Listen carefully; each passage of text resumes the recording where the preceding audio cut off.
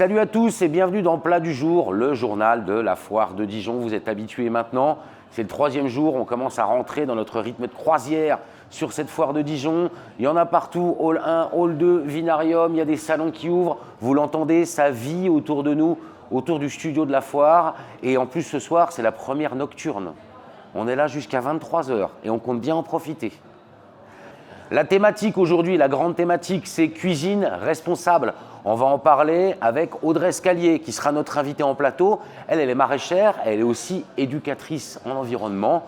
Donc, elle va nous montrer comment faire de la cuisine zéro déchet. Et vous en avez besoin, parce que vous achetez des produits avec des emballages, etc. C'est dégoûtant. Avec Audrey au plateau, on apprendra à cuisiner zéro déchet.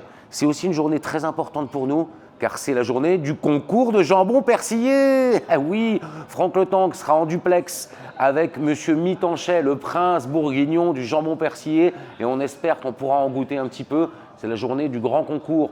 C'est aussi la journée, et ça c'est important, de l'ouverture du salon des bières locales. Juste à côté de notre studio, on a de la chance.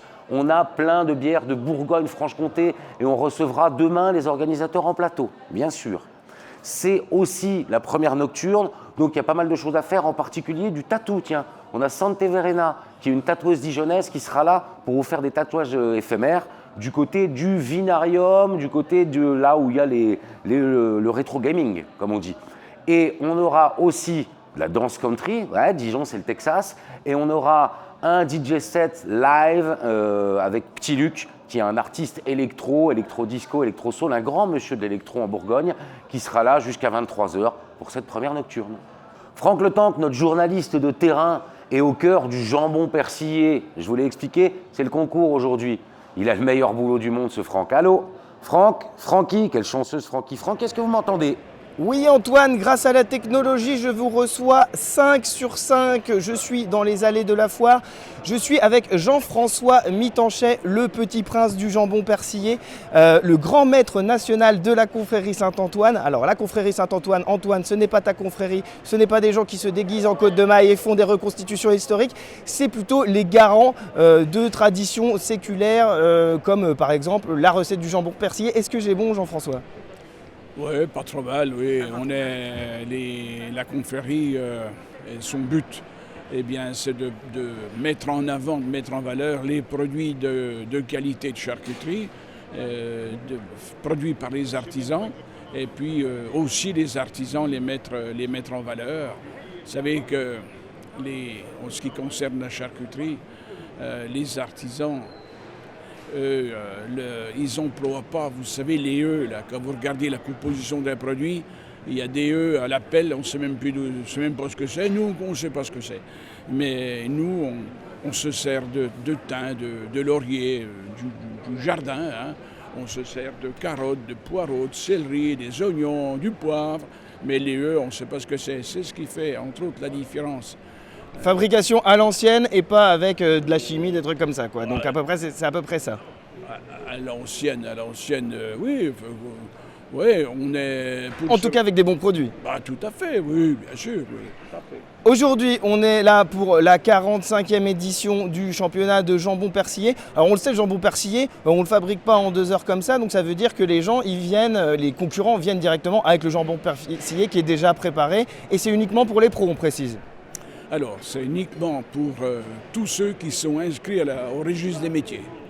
Alors, bien sûr, il est fait parce que le jambon persillé, il commence à être en bonne valeur quand il a une dizaine de jours de fabrication, parce que quand il est tout frais, il y a les saveurs qui sont les unes à côté des autres. Il y a la viande d'un côté, on sent le vin blanc, on sent le persil, la pointe d'ail s'il y en a, la petite pointe de vinaigre, de vin blanc, je l'ai déjà dit.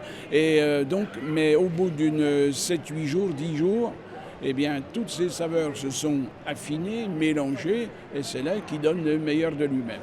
Il y a 23 concurrents aujourd'hui, c'est quoi 24. Il y en a 24. 24, pardon, excusez-moi. Mais il s'est trompé, c'est plus ce qu'il dit.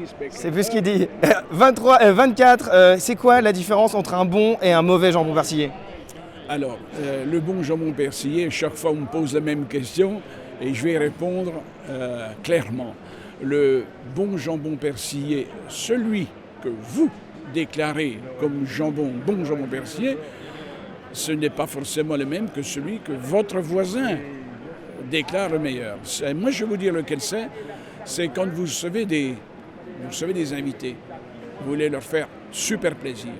Eh bien, vous habitez Nuits Saint-Georges, vous venez à Dijon, vous habitez aux Lentillères à Dijon, eh ben, vous allez quartier Eiffel, quartier Maladière, pour chercher le jambon persillé que vous trouvez comme étant le meilleur. C'est celui-là le meilleur. On le note. En tout cas, aujourd'hui, c'est la journée de la gentillesse et du jambon persillé. Les deux vont très bien ensemble. À vous les studios. Merci Franck Le Tendre pour cette enquête au cœur du jambon persillé. Quelle chance, j'espère que vous avez réussi à nous ramener 2-3 tranches, on sera attentif à ça. Nous en attendant, au plateau, je vous l'expliquais tout à l'heure, on est avec Audrey Scalier. Bonjour Audrey. Bonjour. Toi tu es maraîchère Oui. à Échanay, à côté de Saint-Bernon, donc en Côte d'Or, mais tu es aussi éducatrice à l'environnement. Voilà. Et oui. Dans tout ce qui est nutrition. Biodiversité. Et tu n'as pas réussi à choisir comment ça se Eh passe? ben non, j'ai pas réussi à choisir. En fait, c'est l'éducation à l'environnement qui m'a amenée au maraîchage. Ah ok. C'est comme ça que ça s'est passé. Tu t'es mis au maraîchage après. Ouais. Tu t'es passionné pour ça. Exactement. Mais tu utilises tes légumes, je pense, dans les ateliers aussi que tu mènes. Ouais, parce que j'aime favoriser aussi les bonnes vitamines et les bons oligo-éléments. Voilà. On parle de nutrition. Et comme je fais pousser plein de bons légumes, bah, autant que les gens en profitent. Toi, tu es sur la scène complètement toquée. Tu as été cet après-midi Ouais. et tu nous as fait 2-3 petites démonstrations sur comment faire de la cuisine zéro déchet. Exactement. Ça passe par quoi ça passe par essayer d'éviter les emballages, des choses comme ça? Alors, ça passe principalement par déjà comment on fait ses courses. Donc on peut acheter des choses sans trop d'emballage, on peut acheter en vrac. Il y a des boutiques spécialisées pour ça. Même dans les supermarchés, maintenant, il y a des espaces où on peut se servir en vrac. Ensuite, comme moi, ma spécialité, c'est quand même les légumes.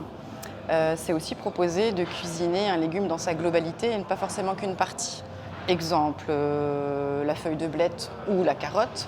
Souvent, on va se servir de la côte de blette, poêler, faire une béchamel ou que sais-je. Mais le verre de blette, on ne va pas forcément s'en servir. Et donc, on fait quoi avec le verre Et de blette? aujourd'hui, cet après-midi, là, sur la scène, on va faire du pesto de blette.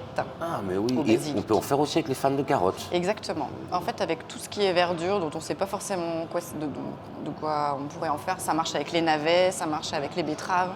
Ça marche avec beaucoup de. Donc, de ce feuilles. qui est organique aussi et pas seulement de l'emballage, on a tendance à le jeter en se disant c'est bien pour l'environnement parce que je le mets au compost, mais en fait on peut l'utiliser. Tout à fait. Il y a aussi le fait de cuisiner des restes. Par exemple, on a fait un gros plat de lentilles, puis on en a fait trop et on ne sait pas quoi en faire. Et là, cet après-midi, on va aussi réutiliser des restes de légumineuses. Donc ça peut être des haricots rouges, des lentilles corail, des lentilles vertes, tout ce qui va être légumineuse, tout ce qui est légumes secs. Et avec ça, on va faire des petits blinis. Ah, ok, d'accord. Voilà. Blinis avec des lentilles, des choses comme ça. Exactement. Ok. Mais donc c'est pas seulement des recettes, c'est aussi apprendre à faire ses courses, c'est aussi apprendre à réutiliser ce qu'on a en trop. Ouais. Et c'est aussi à avoir des petites astuces pour rendre très gourmand quelque chose qui peut être assez basique comme une tartinade ou même un blinis. À partir du moment où on incorpore quelques petits épices, aromates, hein. des épices évidemment, les épices dans la cuisine c'est la fête. On peut cuisiner le même ingrédient mais avec tellement d'épices on ne mange jamais la même chose. Il y a ça, puis il y a aussi tout ce qui va être petites graines. Amandes, sésame, tournesol, Parce que ça apporte courge. du bon gras aussi, c'est ça. Ça apporte des super bons oméga 3, 6 et 9. Et la petite astuce pour qu'ils développent tous leurs arômes, c'est de les poêler un petit coup avant de les incorporer dans les On a des recettes. petits tips comme ça, tu nous donnes Voilà, tes petites c'est astuces. ça. C'est aussi, ton travail aussi peut-être consiste à faire comprendre aux gens qu'on peut manger moins de viande, toi qui es maraîchère et qui utilise les légumes. Ouais, alors il y a une grosse thématique moi qui m'importe beaucoup en étant maraîchère, c'est l'eau. On n'est pas sans savoir qu'il pleut de moins en moins. Alors pas cette semaine, il est Oui. vrai. Mais pour produire des animaux que nous mangeons, il faut énormément d'eau. Parce que ces animaux boivent beaucoup. Bien plus que pour produire des légumes. Quoi. Ouais, bien évidemment. Alors bien sûr, une tomate, ça boit de l'eau. Hein. Oui, mais parce que les légumes, bon, on se voit en train d'arroser, donc on sait que ça consomme de l'eau, mais on Ouais. ne pense pas forcément à ça pour les animaux. C'est ça. Et que du coup, comme l'eau devient une ressource vraiment dont il faut faire attention, Quand on a cette thématique en tête, voilà, pour 1 kilo de bœuf, je crois qu'il faut plus de 5000 litres d'eau pour 1 kilo de bœuf.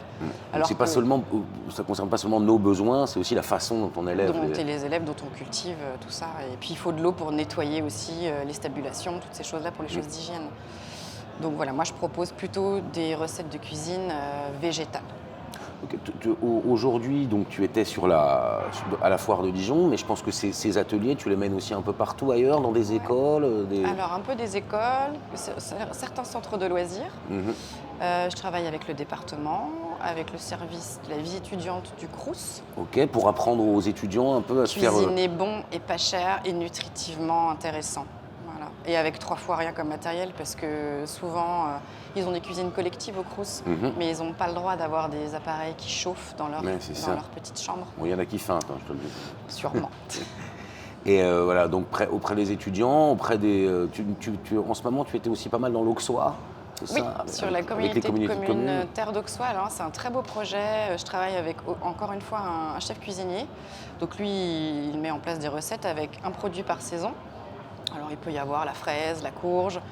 Et puis moi, je fais le côté éducation à l'environnement. Donc je sensibilise les publics qui viennent sur quels sont les enjeux environnementaux autour de ce produit-là. Et surtout de le relocaliser, puisqu'en Terre d'Auxois, on élève autant des poules, des œufs, du lait, des vaches, mais aussi des légumes et quelques légumineuses. Donc le but, c'est de relocaliser ce que les gens ont l'habitude de manger ou pas, en leur disant, vous pouvez le trouver sur votre territoire juste à côté, allez voir les gens, allez voir les producteurs. Okay. Merci beaucoup Audrey. Avec plaisir. Audrey Scalier, donc cuisine zéro déchet et aussi maraîchage du côté d'Échanay, à côté de Sombernon en Côte d'Or. Nous, on passe au zapping. Bonjour madame, bonjour mademoiselle, bonjour monsieur.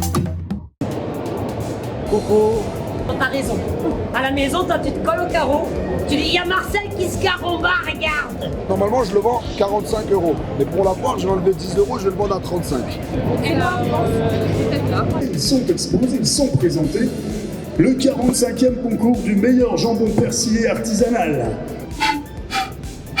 Ça marche pas du tout.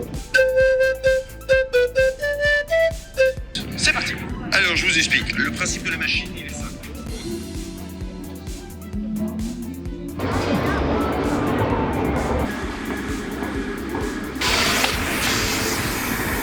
C'était le zapping, il se passe des trucs dingues sur cette foire, les gens sont très heureux, je pense que vous avez pu le voir.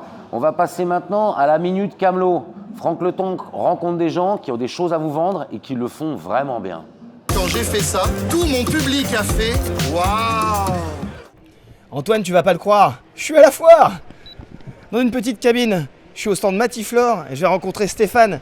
Il a 1 minute pour nous pitcher ce qu'ils font chez Matiflore. Bonjour Stéphane. Bonjour, on est l'enseigne Magiline, c'est fabrication de piscine depuis 20 ans. Et donc on ne fait pas que de la piscine, on fait les abris, on fait aussi les spas, de chez Waterwave, une marque autrichienne. Et puis tout ce qui va être aménagement complémentaire en pourtour de la piscine. Donc voilà, notre grande spécialité c'est d'être là depuis longtemps et puis d'être sérieux. Voilà, en grande généralité on va dire. Des spas avec énormément de bubules. Ah oui, on est spécialisé dans le spa, on va dire plutôt dirigé sur l'hydrothérapie, pour faire du bien au quotidien, voilà. En plus de sa piscine. Donc ça veut dire qu'il y a un côté un peu thérapeutique dans vos produits. C'est absolument ça, voilà. La piscine étant quelque chose de loisir, le spa étant plus thérapeutique, dirigé vers des massages en hydrothérapie. Merci Stéphane, le spa festif, j'achète. Merci pour cette Minute Camelot. J'ai la carte bleue du boulot, Franck Le Tonc. Vous achetez ce que vous voulez. Nous, on va passer à la météo. Sur l'ouest de la France, c'était avis de tempête il y a peu. Mais par contre, on est très très serein sur la météo avec notre ami Polo, le Laurent Cabrol dijonnais, qui nous annonce un peu le programme de demain. À toi, Polo. Il y a le ciel, le soleil et des cacahuètes. Bonjour mes petits ormerettes, merci de nous retrouver pour ce nouveau bulletin météo ici en direct de la foire de Dijon. Alors petit point température aujourd'hui, je vous sens très très chaud, c'est normal, c'est l'heure de la nocturne, donc on y va, on s'y met à fond. En tout cas, quelles sont les prévisions demain, samedi 4 novembre ? Va falloir garder quand même un peu d'énergie parce qu'il y a une nouvelle nocturne, ouverture de la foire à 10 h et fermeture à 23 h. Demain, ce sera la Saint-Pain brioché. Ce sera le grand concours de la boulangerie. On va décerner le prix de la brioche royale. Ça se passe dès 10 h dans l'espace Chaud de Vent. On accueille aussi des nouveaux invités, c'est les animaux. On va monter notre petit salon de l'agriculture version Dijon. C'est la ferme Côte d'Or qui pose ses valises et ses chapiteaux pendant 6 jours. C'est le moment un peu pour vos enfants de comprendre que les œufs ne sont pas imprimés en 3D. Mais avec tout ce foin, on va un petit peu s'hydrater. Alors on va aller du côté de l'espace Chambertin, je vous l'ai présenté hier. On va aller déguster une bonne petite mousse au salon des bières locales en compagnie de la confrérie de Gambrinus. Bon, je sens que certains d'entre vous regrettent des petites vacances à Saint-Trope, mais vous inquiétez pas, on aura un petit coup de Mistral qui va passer avec My Mixo Cocktail qui vous prépare des petits ateliers pour réussir au mieux vos mojitos. Ça se passe à la Seine complètement toquée, là où il y a toutes les cuisines, de 19 h à 20 h 30.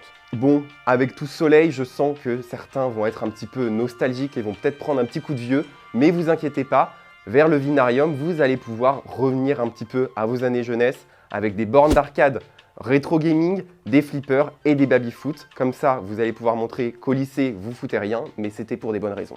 Bon, maintenant qu'on est revenu dans la fleur de l'âge, c'est le temps d'aller montrer vos petits pas de danse vers le hall Grand Échezeau. Le collectif d'électro dijonnais Risque fermera la soirée jusqu'à 23 h avec de la musique, histoire de bien terminer la soirée. On se laisse avec une petite citation. Descartes nous disait « Je pense, donc je cuis ». Allez, à demain pour un nouveau bulletin météo. L'alcool est dangereux pour votre santé. L'alcool, c'est maximum 2 verres par jour et pas tous les jours.